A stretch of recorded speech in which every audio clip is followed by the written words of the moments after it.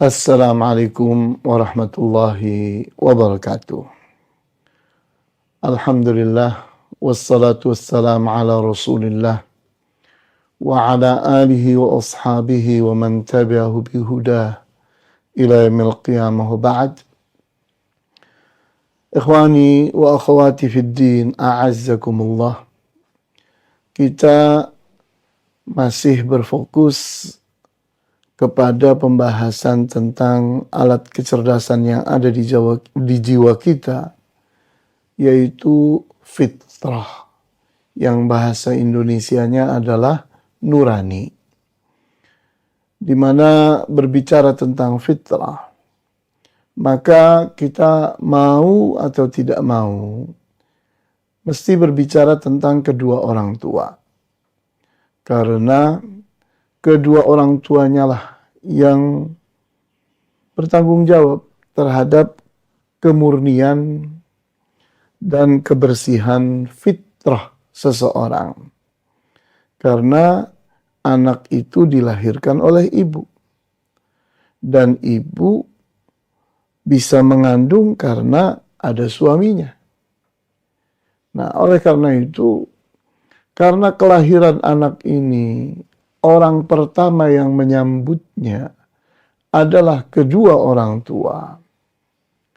Dan berikutnya, kedua orang tua pun punya kewajiban untuk menjaga anak itu selama 5 atau 6 tahun.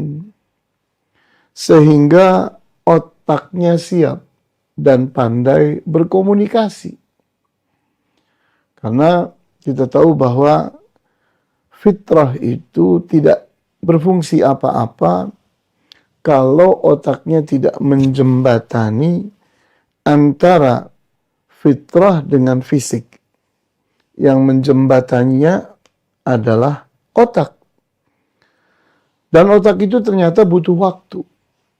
Butuh waktu untuk mengembangkan diri sehingga jumlah sel-selnya itu mendekati kesempurnaan. Untuk sampai bulat, total, utuh sel-sel itu sempurna, butuh waktu 6 tahun. Sehingga seorang anak kalau bisa melewati masa setengahnya saja, 3 tahun, sehingga masuk di 4 tahun, 5 tahun, mulai dia punya kepandaian berkomunikasi. Karena didukung oleh otaknya. Nah, pada saat inilah peran kedua orang tua demikian pentingnya. Karena yang menyambut tadi dan melakukan hal itu adalah kedua orang tua. Maka kita perhatikan hadis yang sahih. Diriwayatkan oleh Al-Bukhari dan Muslim. Dari Abu Hurairah radhiyallahu anhu. Di mana Rasulullah SAW bersabda, kullu mauludin yuladu alal fitrati. Kullu mauludin, setiap anak lahir, maulud, yuladu, dia dilahirkan, alal fitrah, pada fitrahnya. Artinya, setiap anak lahir, siapapun dia, entah itu berkulit kuning, putih, merah, hitam, sama. Anak bayi yang lahir bersamanya fitrah atau nurani. Kemudian kita akan bertanya, apa sih yang dimaksud dengan fitrah? Maka riwayat yang lain mengatakan, wa fi riwayatin ala hadhil millah, di atas millah ini. Millah itu artinya agama. Jadi kemurnian nurani atau kemurnian fitrah itu adalah agama. Artinya anak itu sudah punya kesiapan beragama. Minimal dia sudah memiliki akidah rububiyah dan sudah memiliki akhlak yang bersifat mendasar. Sehingga anak itu sudah punya dua potensi ini. Hal mana kita telah terangkan di pertemuan yang lalu pada surat Al-A'raf ayat 172, di mana di sana telah terjadi perjanjian yang disebut dengan Al-Mitsaqul Awal, perjanjian pertama di saat Allah bertanya, Alastu bi rabbikum, bukankah aku adalah Rabb kalian? Dan cikal bakal manusia yang telah memiliki fitrah pada saat itu menjawab. Jawabannya, bala, benar. Dan itu dipersaksikan oleh Allah dan para malaikat. Jadilah itu perjanjian pertama, karena sebelumnya belum pernah ada perjanjian antara manusia dengan Allah. Nah, dari sini seorang anak bayi lahir itu minimal punya dua kesiapan. Akidah rububiyah.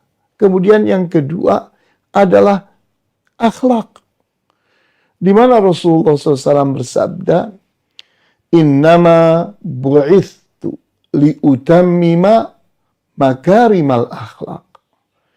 Di riwayat yang lain, salihal akhlak. Sesungguhnya aku ini diutus tidaklah lain adalah untuk menyempurnakan akhlak. Sehingga fungsi Rasulullah SAW itu bukan mengajarkan akhlak, tapi menyempurnakan akhlak. Kenapa? Karena dasar-dasar akhlak itu sudah ada pada diri setiap manusia, sehingga mereka pun mudah bersepakat.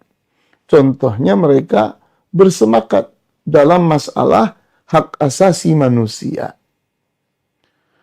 Yani setiap orang pun menyepakati tentang pentingnya jujur, amanah, adil, dan seterusnya dari dasar-dasar akhlak. Tidak berbeda orang dari bangsa manapun, suku manapun, agama apapun, semua manusia, semua memuliakan kejujuran dan mencela dusta. Semua memuliakan amanah dan mencerca pengkhianatan. Dan semua orang pun memuji keadilan.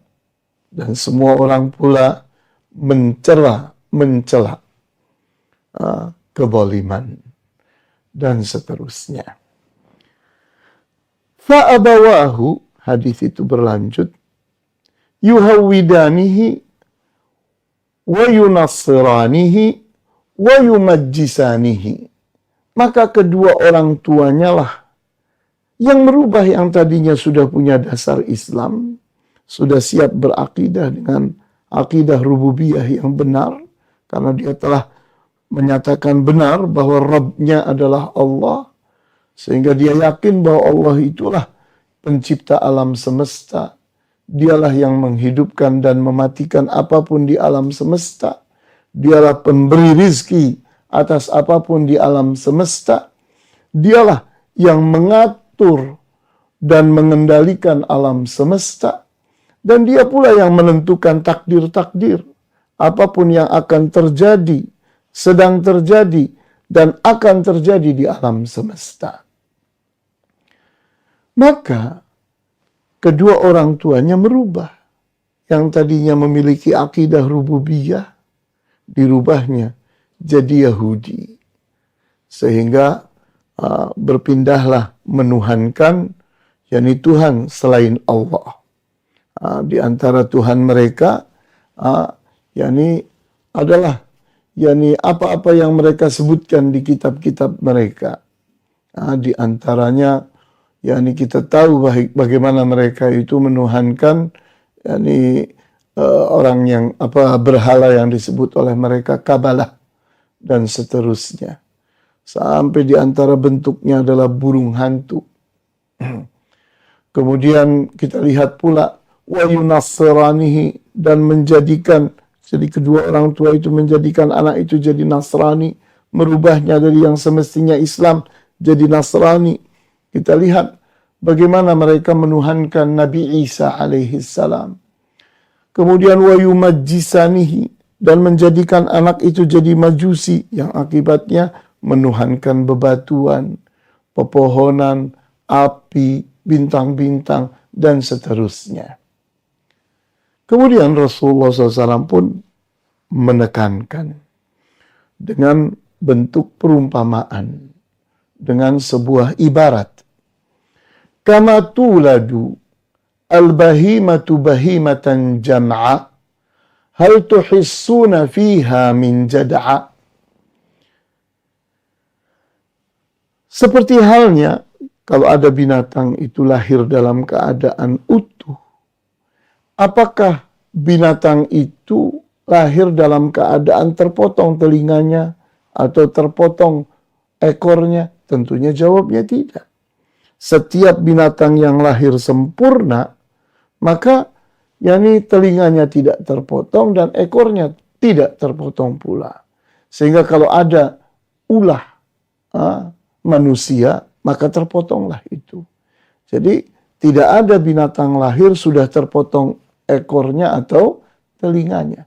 Karena itu adalah perbuatan manusia. Artinya bahwa manusialah yang merubah anak manusia ini, bayi yang baru lahir ini, di mana di fase saat anak itu masih anak kecil. Di saat dia masih polos, masih lugu, masih bersih, masih betul-betul siap menerima Islam, siap untuk menyempurnakan akhlak, tapi ternyata oleh kedua orang tuanya dirubah. Anak itu menjadi sombong, bangga diri, bersifat kesukuan, menyembah selain Allah, dan memiliki sifat-sifat dan karakter-karakter yang buruk, dan seterusnya. Inilah yang bisa disampaikan terkait dengan pengaruh pendidikan orang tua.